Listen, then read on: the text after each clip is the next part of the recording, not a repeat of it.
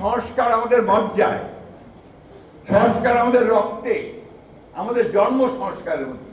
তাই আজকে যদি বলা হয় যে বিএনপি সংস্কার আটকে দিচ্ছে, এটা আমি মনে করবো যে অত্যন্ত অন্যায়ভাবে এটা বলা হচ্ছে। আমরা এবার আসুন বর্তমান সংস্কারের কথায় আসি। আমরা 2016 সালে আমাদের নেত্রী দেশনেত্রী বেগম খালেদা জিয়া তিনি নিজে প্রেস কনফারেন্স করে ভিশন ফর 2030 দিয়েছিলেন। এটা ভুলে যাওয়ার কথা না। সেখানে তিনি দ্বিকক্ষ বিশিষ্ট পার্লামেন্টের কথা বলেছিলেন, সেখানে তিনি প্রেসিডেন্ট এবং প্রধানমন্ত্রীর ক্ষমতা ভারসাম্যের কথা বলেছেন, সেখানে তিনি সকলকে নিয়ে রেইনবো নেশন তৈরি করার কথা বলেছিলেন, জুডিশিয়াল ইন্ডিপেন্ডেন্সের কথা বলেছিলেন। আবার পরবর্তীকালে যখন আমরা রিয়ালাইজ করেছি যে এই রাষ্ট্র কাঠামোয় দেশকে এগিয়ে যাওয়া যাবে না, তখন আমরা আবার 2022 সালে প্রথমে বিএনপির পক্ষ থেকে 27 দফা, এরপর যারা আন্দোলন করছে তাদের সকলকে নিয়ে আমরা 31 দফা কর্মসূচি প্রদান করি। নিশ্চয়ই মনে আছে আপনাদের সেই কর্মসূচি প্রদানকে নিয়ে ইতুল কালাম কাণ্ড হয়েছিল।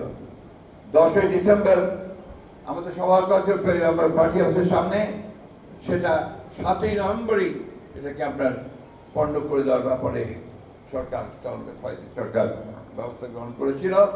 এবং সেদিন মকবুল ওই পার্টি অফিসের সামনে আমাদের স্বেচ্ছাসেবক দলের নেতা, পেশায় সে একজন শ্রমিক ছিল, তাকে পুলিশ গুলি করে হত্যা করে। এরকম অসংখ্য ঘটনা, যে ঘটনাগুলোর মধ্য দিয়ে আমরা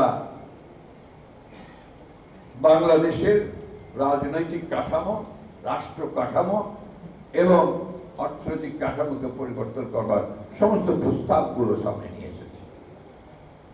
এখন সেই দলকে যদি আপনারা বলেন যে আমরা সংস্কার চাই না, সংস্কার রুখে দিচ্ছি, তাহলে এর চেয়ে বড় সত্যের অপরাধ তো আর কিছু হতে পারে না। এই যে সংস্কার কমিশন হয়েছে, এখন ঐক্যমত্য কমিশন হচ্ছে, প্রত্যেকটা কমিশনের প্রতিটি মিটিংয়ে আমাদের প্রতিনিধি গেছে, টিম গেছে। আমরা প্রত্যেকটি সংস্কার কমিশনের উপরে আমাদের নিজস্ব ওয়ার্কিং টিম তৈরি করেছি। তারা কাজ করেছে দিনের পর দিন, রাতের পর রাত, দেশের এক্সপার্টদের নিয়ে, এবং আমরা প্রত্যেকটি বিষয়ে আমাদের মতামত আমরা সংস্কার কমিটিগুলোর সামনে তুলে ধরেছি। এবং আমি কয়েকদিন আগেই সেটা বলেছি প্রেস কনফারেন্স করে যে আমরা কতগুলো বিষয়ের সঙ্গে আমরা একমত, তার মধ্যে দেখা যায় যে ম্যাক্সিমাম বিষয়গুলোর সঙ্গে আমরা একমত হয়েছি। কতগুলো মৌলিক বিষয় আছে যে বিষয়গুলোকে আমরা বলেছি যে আমরা একটা হতে পারছি না, কিন্তু আমরা মনে করি এটা ভবিষ্যতে যে পার্লামেন্ট আসবে সেই পার্লামেন্টে ডিবেট করে সেই বিষয়গুলো চূড়ান্ত সিদ্ধান্ত নেওয়া যেতে পারে। সবচেয়ে বড় কথা যেটা, যে এই দেশের মালিককে, এই দেশের মালিক তো জনগণ। এই দেশের কাঠামো, এই দেশের পলিটিক্স, এই দেশের অর্থনীতি কিভাবে চলবে এই বিষয়ে সিদ্ধান্ত নেওয়ার মালিকটা একমাত্র হচ্ছে জনগণ। আজকে যারা সংস্কার করছেন তাদেরকে আমি স্বাগত জানাই। তারা অনেক বড় বড় চাকরি করতেন বিদেশে, অনেক লেখাপড়া করেছেন, ইউনিভার্সিটিতে পড়াতেন, আসছেন, তারা বাংলাদেশের মানুষের জন্য অত্যন্ত সুন্দর সুন্দর চিন্তা করে সামনে নিয়ে এসেছেন। আমরা সেটা প্রপার দেখেছি, দেখে আমরা যেটাকে মনে করেছি যে এই দেশের মানুষের সঙ্গে সংগতিপূর্ণ, সেই বিষয়গুলোকে সামনে আনার চেষ্টা করি। আমরা সেই কথাও আমরা জমা দিয়েছি। জুলাই সনদ সম্পর্কে বলা হয়, জুলাই সনদে সে প্রথম যখন কথা উঠলো, যখন সরকার বললো আমাদের কাছে চাইলো যে তোমরা তোমাদের মতামত দাও, আমরা তখনই দিয়ে দিয়েছি।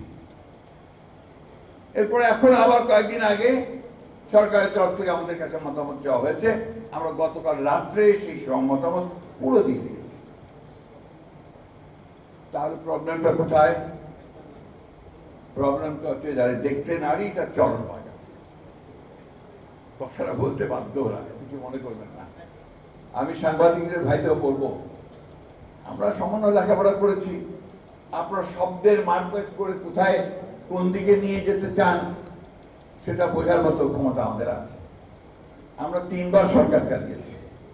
সরকার, দেশ, জনগণ, রাষ্ট্র, পররাষ্ট্র, ভূ রাজনীতি, সেই সম্পর্কে ধারণা আমাদের কোনো অংশে কম নেই। এবং আমরাই নতুন বাংলাদেশ চেয়েছি প্রথম, আমরাই রাজনৈতিক কাঠামো, রাষ্ট্র কাঠামো পরিবর্তন করতে চেয়েছি, আমরাই অর্থনৈতিক কাঠামোর পরিবর্তন চেয়েছি।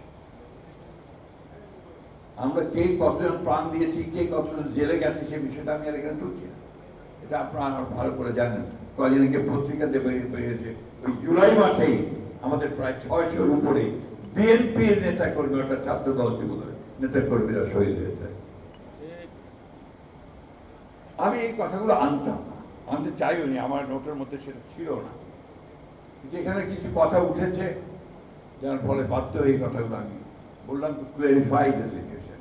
সুতরাং আমাদের যে ব্যক্তির চেয়ে দল বড়, দলের চেয়ে যে দেশ বড়, এটাতে আমরা বিশ্বাস করি। আমরা খুব সোজা কথায় বিশ্বাস করি একটা লিবারেল ডেমোক্রেসিতে।